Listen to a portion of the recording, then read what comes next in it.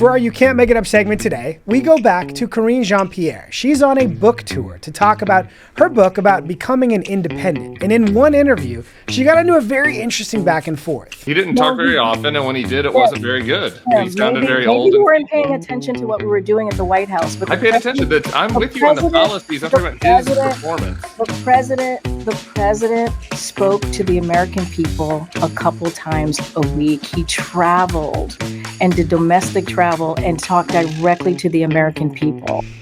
What presidency was she watching? She was the press secretary. Her role was to give us all honest, clear information about Joe Biden. We already know that ship sailed. But for her to come back all this time later, after we've had congressional hearings and testimony about Joe Biden's vacancy, for her to say, actually, he did as much media as Donald Trump. He was out there. People saw him multiple times a week. We saw him multiple times a week on a beach, asleep under an umbrella. And so this is very absurd.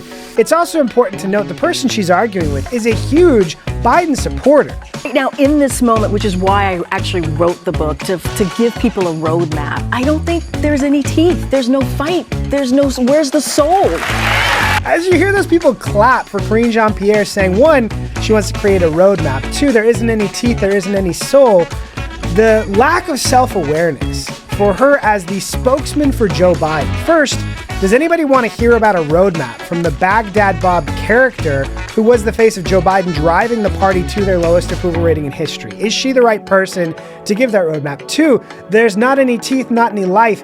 She was the face of the administration that was vacant, the auto pen administration. I think that's shocking, but, that's politics, baby.